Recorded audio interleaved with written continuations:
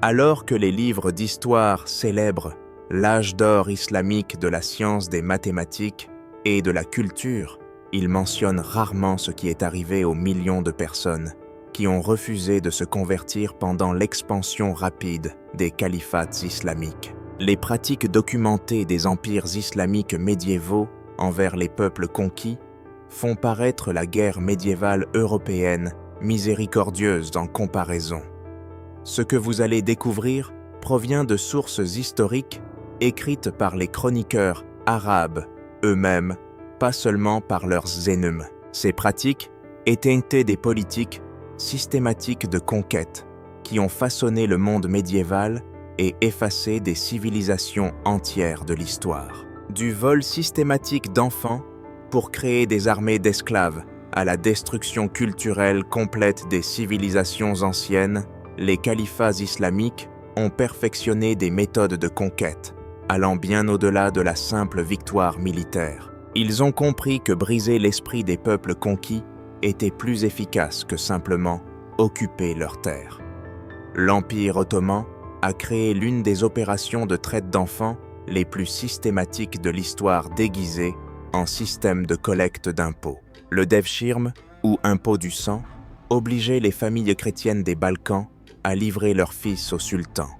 Tous les quelques années, des fonctionnaires ottomans parcouraient les villages chrétiens, sélectionnant des garçons âgés de 8 à 18 ans en fonction de leur force physique et de leur intelligence. Les parents étaient forcés de regarder leurs enfants être emmenés, sachant qu'ils ne les reverraient jamais. Toute résistance signifiait la mort pour toute la famille. Ces garçons étaient ensuite transportés à Istanbul, convertis de force à l'islam et soumis à un entraînement militaire intensif conçu pour effacer leur identité précédente. Il leur était interdit de parler leur langue maternelle, de contacter leur famille ou de pratiquer leur religion d'origine. Les plus prometteurs étaient formés comme janissaires, le corps d'élite d'infanterie du sultan.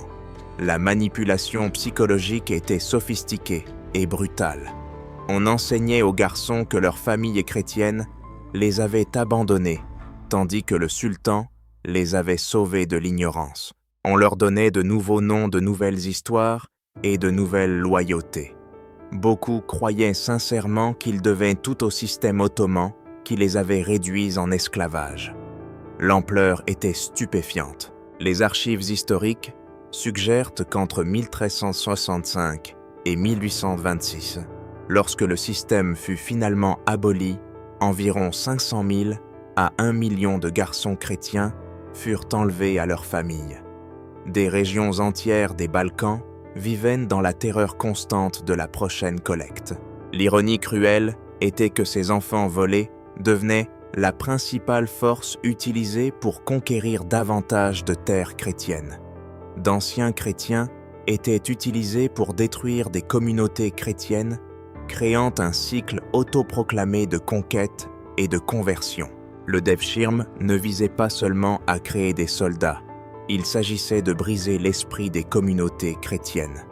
En prenant leurs fils les plus forts et les plus brillants et en les transformant en ennemis, les Ottomans rendaient la résistance pratiquement et psychologiquement impossible.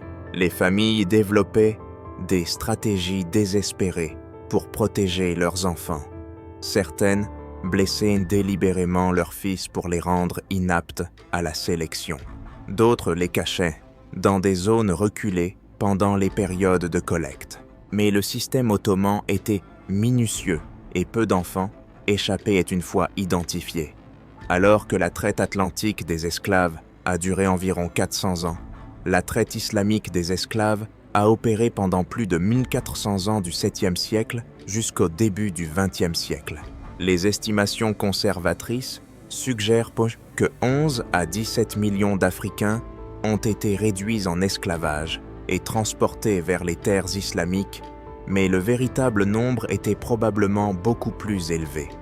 La traite islamique des esclaves différait de la traite atlantique d'une manière cruciale et horrifiante, la castration systématique.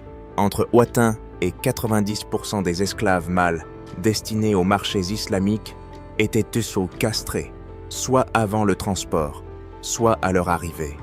Le taux de mortalité de cette procédure était d'environ 90%, ce qui en faisait pratiquement une condamnation à mort. Les centres de castration du monde islamique étaient des opérations à échelle industrielle. Le principal centre à Assouan, en Égypte, traitait des milliers de garçons et d'hommes chaque année. Ceux qui survivaient à la procédure devenaient tenus que marqués à jamais comme moins qu'humains et incapables de se reproduire. Cela n'était pas accidentel, c'était une politique délibérée. La loi islamique permettait l'esclavage, mais encourageait la libération des esclaves, en particulier ceux qui se convertissaient à l'islam.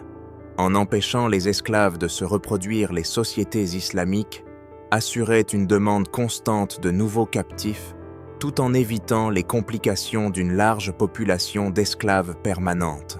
Les esclaves féminines faisaient face à un sort différent, mais tout aussi brutal. Les plus attractives étaient sélectionnées pour les harems et le concubinage, tandis que d'autres étaient utilisées pour le travail domestique. Contrairement aux Amériques, où les familles d'esclaves pouvaient se former et se reproduire, l'esclavage islamique était conçu pour empêcher le développement de communautés d'esclaves. Le système mamelouk poussait cela à l'extrême. Les jeunes garçons, principalement du Caucase et d'Asie centrale, étaient achetés comme esclaves convertis à l'islam et formés comme guerriers d'élite.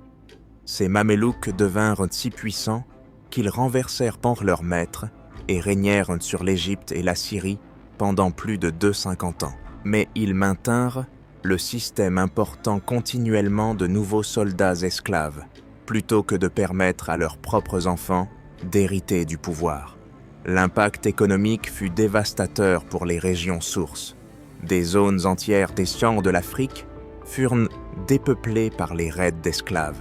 La guerre constante nécessaire pour capturer des esclaves détruisait les économies locales et empêchait le développement. Certaines régions ne se sont jamais remises de siècles de traite humaine systématique. Les chroniqueurs arabes comme Al-Tabari et Ibn Battuta écrivaient de manière factuelle sur les marchés d'esclaves et les procédures de castration, les considérant comme des aspects normaux de la vie économique. L'ampleur et la nature systématique de ces opérations étaient jugées banales par les écrivains islamiques contemporains. L'impact psychologique sur les familles et les communautés était profond.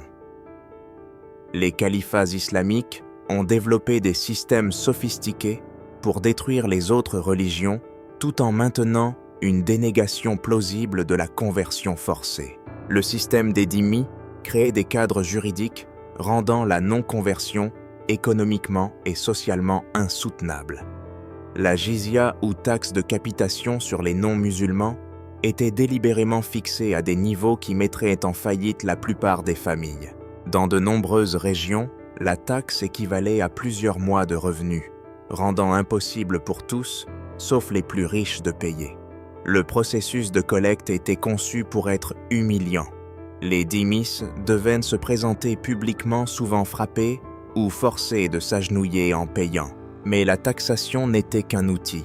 La destruction systématique des infrastructures religieuses était tout aussi importante. Lorsque les Arabes ont conquis l'Égypte en 641 après Jolassé, ils ont commencé une campagne de plusieurs siècles pour détruire les monastères et les églises coptes. Ce n'étaient pas seulement des bâtiments religieux, ils étaient des centres d'apprentissage qui contenaient les derniers vestiges de la connaissance et de la culture égyptiennes anciennes. La conquête de la Perse a vu une destruction similaire. Les temples du feu zoroastrien, dont certains brûlaient continuellement depuis plus de 1000 ans, furent systématiquement éteints. Les textes zoroastriens furent brûlés et les prêtres exécutés ou forcés de se convertir. En quelques siècles, une religion qui avait dominé l'empire perse pendant plus d'un millénaire fut réduite à une minuscule minorité. Les campagnes de Mahmoud de Ghazni en Inde, entre 1000 et 1027 après Jaussé, représentent peut être la destruction religieuse la plus systématique de l'histoire. Ces chroniqueurs se vantaient qu'il avait détruit plus de 50 000 temples hindous et forcé des millions de personnes à se convertir sous la menace de l'épée. Le célèbre temple de Somnath, l'un des sites les plus sacrés de l'hindouisme, fut démoli et ses fragments furent utilisés pour construire les marches d'une mosquée. La destruction n'était pas un vandalisme aléatoire. C'était une guerre psychologique calculée. En détruisant les symboles physiques des autres religions, les conquérants islamiques démontraient l'impuissance des autres dieux et la suprématie de l'islam. Les conversions forcées avaient souvent lieu dans les ruines des temples détruits, renforçant le message de la domination islamique. Les restrictions légales rendaient la pratique des autres religions de plus en plus difficile. Les chrétiens et les juifs étaient interdits de construire de nouvelles églises ou synagogues, de sonner des cloches ou de tenir des processions publiques. Ils ne pouvaient pas témoigner contre des musulmans devant les tribunaux portés des armes ou montés à cheval. Ces restrictions créaient un système d'apartheid légal qui faisait des non-musulmans des citoyens de seconde classe dans leur propre terre. L'effet cumulatif était dévastateur. Les anciennes communautés chrétiennes d'Afrique du Nord, qui avaient produit des théologiens comme Augustin, ont complètement disparu. La population zoroastrienne de Perse, qui comptait autrefois des millions, est aujourd'hui réduite à moins de 200 000 dans le monde. Des traditions religieuses entières qui existaient depuis des millénaires furent effacées de leur terre d'origine. Les califats islamiques ont institutionnalisé l'esclavage sexuel à une échelle qui éclipse les autres exemples historiques. Le système des harems n'était pas seulement destiné au plaisir des dirigeants. C'était une méthode systématique pour briser les peuples conquis par l'exploitation sexuelle de leurs femmes. Le calife abbasside Haroun al-Rachid, célébré dans les 1001 nuits, maintenait un harem de plus de 2000 femmes. C'étaient des femmes capturées à travers le monde islamique, gardées comme propriété sexuelle et jetées lorsqu'elles vieillissaient ou perdaient la faveur. Lorsque Bagdad tomba aux mains des Mongols en 1258, le harem du dernier calife abbasside contenait plus de 700 femmes. Les récits contemporains décrivent le viol et le meurtre systématique de ces femmes, alors que la ville brûlait, mettant fin à des siècles d'esclavage sexuel institutionnalisé dans la capitale abbasside. Le système de concubinage créait un cadre légal pour l'exploitation sexuelle. Les concubines n'avaient aucun droit et pouvaient être achetées, vendues ou données comme n'importe quelle autre propriété. Leurs enfants étaient considérés comme illégitimes et n'avaient aucun droit d'héritage, sauf reconnaissance spécifique par leur père. Les marchés d'esclaves à travers le monde islamique se spécialisaient dans la vente de femmes à des fins sexuelles. Les récits de voyage d'Ibn Battuta décrivaient des marchés au Caire, à Damas et à Bagdad, où les femmes étaient exposées, nues, pour inspection par des acheteurs potentiels. Les plus attractives commandaient des prix équivalents à plusieurs années de salaire pour les travailleurs qualifiés. L'impact psychologique sur les familles était dévastateur. Les parents savaient que les filles attractives couraient un grand risque d'être capturées et vendues comme esclaves sexuelles. Certaines familles défiguraient délibérément le visage de leurs filles pour les rendre moins désirables aux marchands d'esclaves. D'autres gardaient leurs filles cachées à l'intérieur, créant une culture de réclusion féminine qui persiste dans certaines régions aujourd'hui. Le système créait une demande constante de nouveaux captifs, contrairement aux épouses qui conservaient leur statut tout au long de leur vie. Les concubines étaient fréquemment remplacées lorsqu'elles vieillissaient. Cela signifiait que les raids d'esclaves ciblaient spécifiquement les jeunes femmes, bouleversant la structure démographique des régions conquises. L'ampleur de l'esclavage sexuel était énorme. L'Empire ottoman à lui seul est estimé avoir réduit en esclavage plus de 1,5 million de femmes à des fins sexuelles entre le XIVe et le XIXe siècle. Ces femmes venaient des Balkans, du Caucase, d'Afrique et d'Asie centrale, représentant des dizaines de cultures et d'ethnies différentes.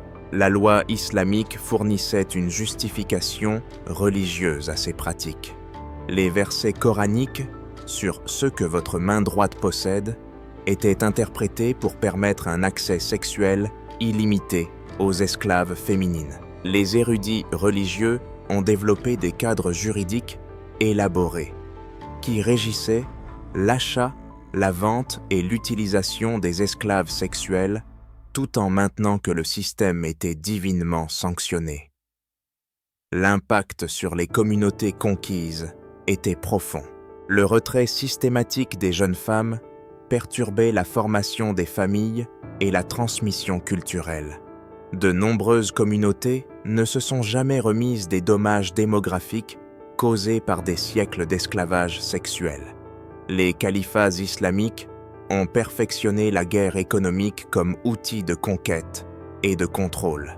L'objectif n'était pas seulement d'extraire la richesse des peuples conquis, mais de détruire systématiquement leur capacité économique et de forcer leur dépendance envers les dirigeants islamiques.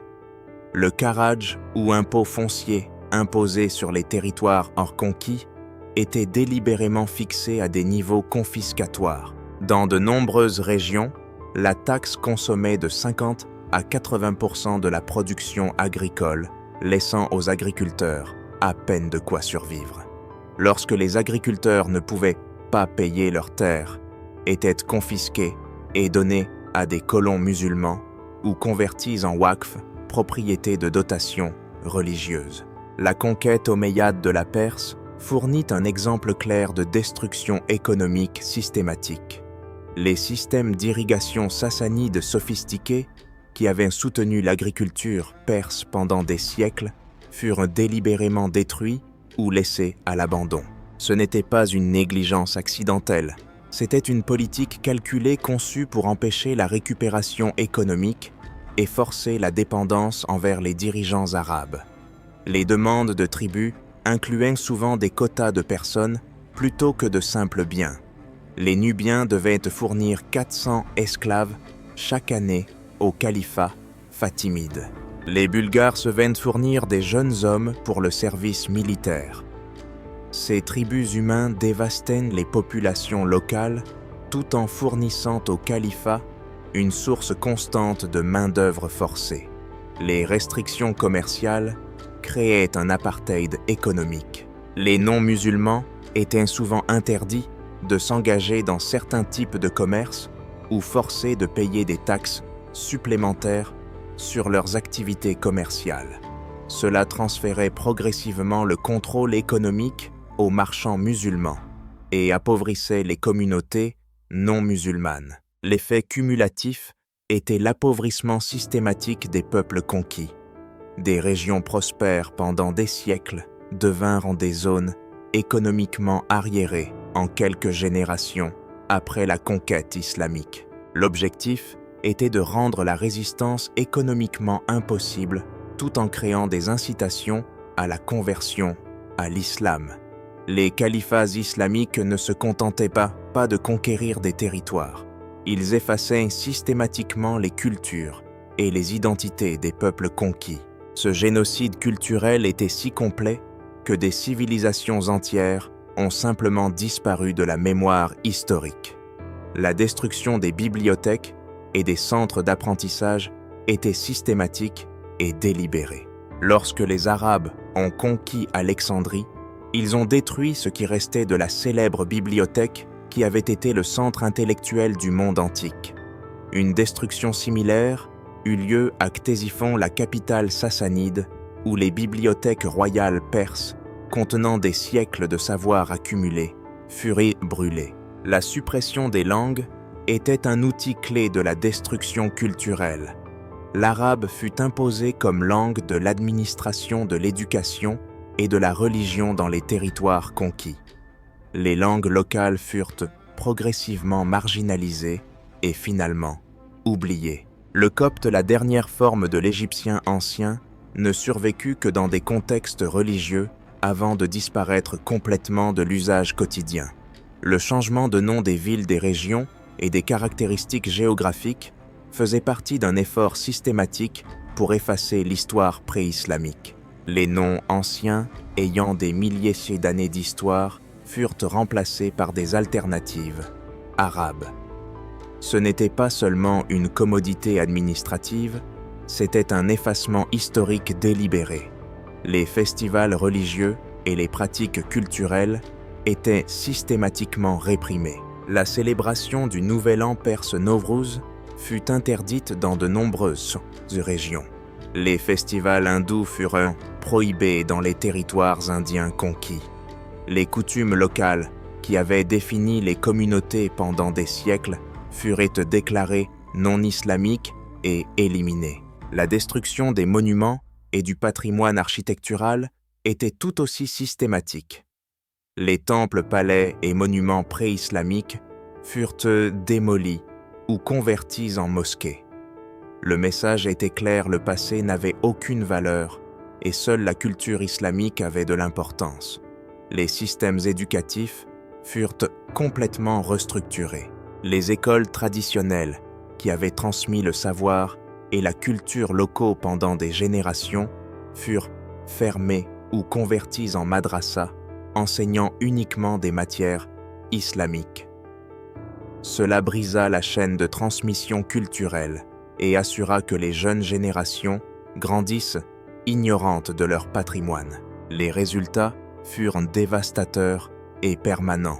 La civilisation égyptienne ancienne, qui avait survécu aux conquêtes perses, grecques et romaines, tout en maintenant son caractère essentiel, fut complètement effacée en quelques siècles après la conquête arabe. La Perse zoroastrienne, avec ses riches traditions littéraires et philosophiques, fut réduite à l'ombre d'elle-même. L'ampleur de la destruction culturelle était si complète que nous découvrons encore ce qui a été perdu. Les fouilles archéologiques découvrent régulièrement des preuves de civilisations sophistiquées qui furent systématiquement détruites et oubliées.